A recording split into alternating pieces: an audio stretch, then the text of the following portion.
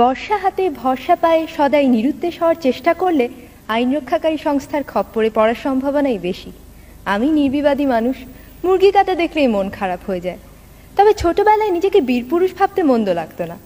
হারে রেড়ে বলে কেউ এগিয়ে এলে মাকে রক্ষার ভার যদি আমার উপর এসে পড়তো, সেটা কেমন মজা হতো জানি না।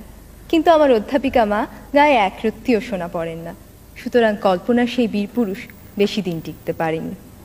তবে ভীতু ভদ্রলোক হওয়ার যে বিপদ আছে সেটাও খুব অল্প বয়সেই জানা হয়ে গেছে। বান্ধবী এসে একদিন বলল, এসো আমরা আমাদের সবচেয়ে প্রিয় জিনিস বদলা বদলি করি। আমার চমৎকার বিদেশি ছবি আঁকা পেন্সিল বাক্সটা গেল, বিনিময়ে পেলাম তার পরিত্যক্ত রাবার।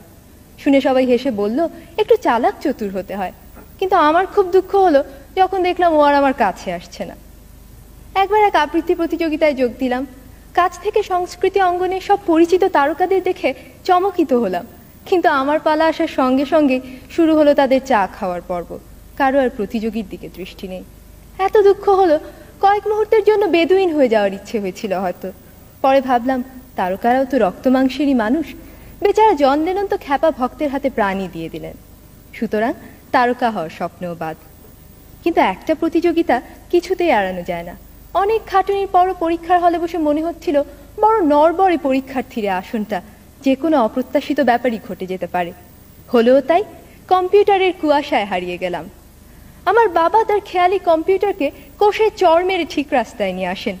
আমি কিন্তু যন্ত্রটাকে ভীষণ সমীহ করি। পারস্যের শাহজাদিকে উদ্ধার করতে গিয়ে বারবার নিহত হয়েও আমি কখনো কম্পিউটারের সাথে খারাপ ব্যবহার করি না।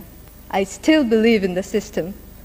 ছোট পর্দার নেপথ্য বিচারপতি বা সমতা বিধানকারী কি অবলীলাক্রমে 50 মিনিটে অন্যায়কে ল্যাং মেরে ফেলে দেন।